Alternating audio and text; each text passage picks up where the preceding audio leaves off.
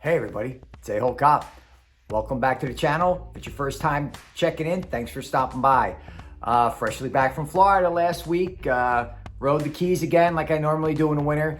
Had more technical problems. It wasn't the phone this time, it was the audio. I'll put a clip in somewhere in here and show you how bad it was. But the phone worked fine. I thought I could figure out the wind thing because I knew it was going to be windy going down there, but it didn't work out. Today the winds are about 25 miles an hour and they're sustained. You can probably hear that in the audio. It probably sounds awful. So I think what I got to do now is step up my game as far as the video recording and all the sound equipment. I was kind of putting it off until I kind of got this thing all figured out, but it's not working for me outside. So I want to make sure that I have everything together because I am going on a road trip in April. I canceled my travel plans for March because I got some stuff going on, but I want to make sure that I'm on for April. So I ordered a GoPro. I ordered a helmet set up to start with a microphone. I'm going to try to get that going, so expect that next couple of videos and trying to figure out how to do that. I also want to get one of those Insta360 cameras to hang off the back of the motorcycle to give you that whole, drone kind of full around effect. And I'm going to first get with the GoPro first, try to get that figured out. If that all goes well, then I'll go with the Insta camera. But like I said, I just want to get everything together for my trip in April. So to get to the ride in Florida, like I said, I knew it was going to be windy. So I figured I'll take my e-bike. That's right, I have an e-bike. I bought this bike last year. It's a Cannondale Topstone Neo 5. I did a little homework. There was a few things that I wanted with it. I wanted an aluminum frame, which the Cannondale had. I wanted a Bosch motor because they've been making them the longest. That has a Bosch motor. And I wanted 700 series wheels because I use Tannis airless tires. I know all you bike nerds out there hate airless tires, but they work for me.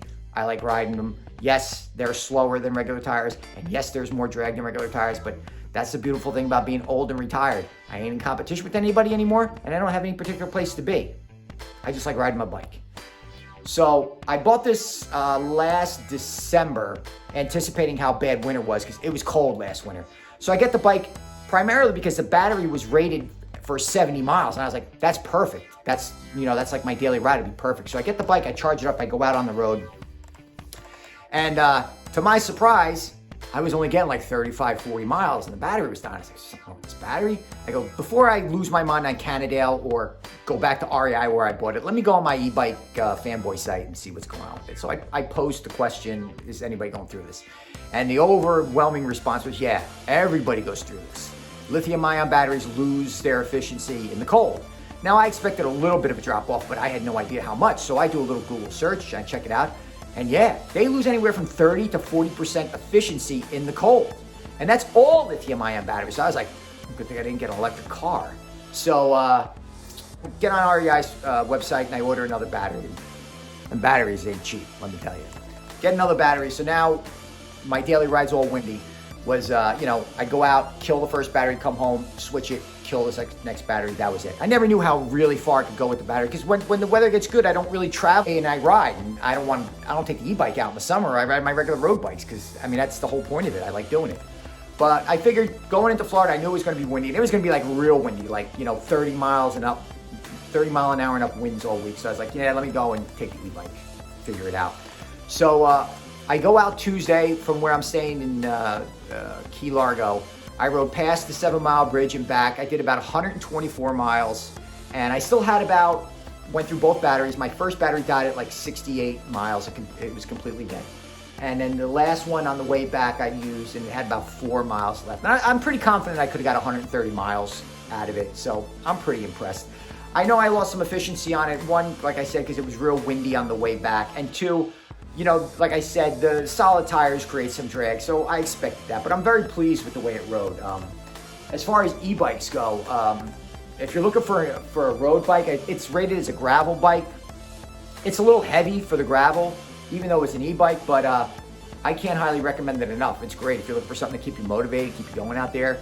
It's great, man. I rode that 124. I felt like I was riding. I rode all day. I'm not riding super fast on the thing, even though it's a class 3. It's rated to go 28 miles an hour. I kept it on eco mode just so I could get the mileage and see how it goes. It has 4 ride modes. It has eco, touring, sport and turbo, but then the efficiency the faster you go, the efficiency drops down. So I rode about, I think it was like a 14, 15 mile an hour, which is what I ride on my regular road bike. So that was about it. I rode that. I took a break the next day, and then I rode the final part. There was like a 15-mile part of the entire overseas highway that I didn't ride. It was from the foot of the bridge, like mile 35-ish, to like mile 20. I didn't ride.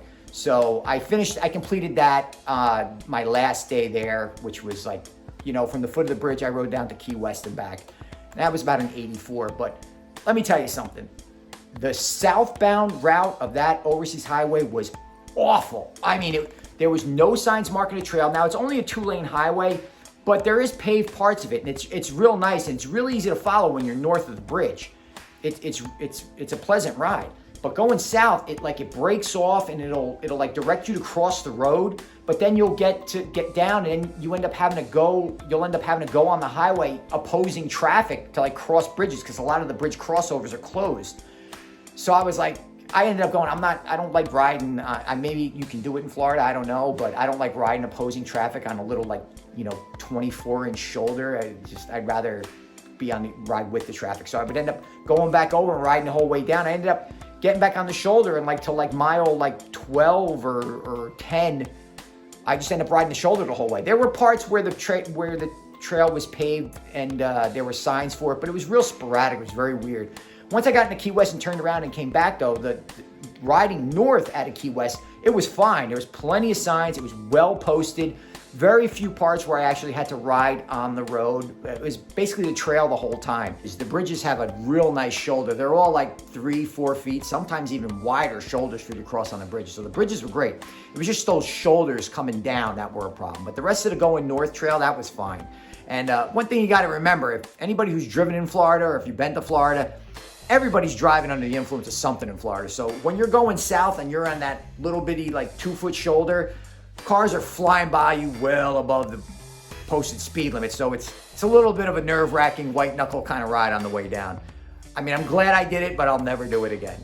I did want to do the overseas highway. That's one of the things I wanted to do down there. Even though I did it in pieces, I completed the whole thing. So I have a little bit of a sense of satisfaction with it. So that's all I have time for in this video. Remember to like, subscribe, share, follow me on all social media. Coming up later in the week, hopefully my whole headset will be in for my motorcycle. I'll actually be doing some motorcycle vlogs for once, so I'm looking forward to that. One more thing. A couple people asked me about shirts. I just made this for myself for videos. I'm not selling shirts, at least not yet, but stay tuned. See you next time.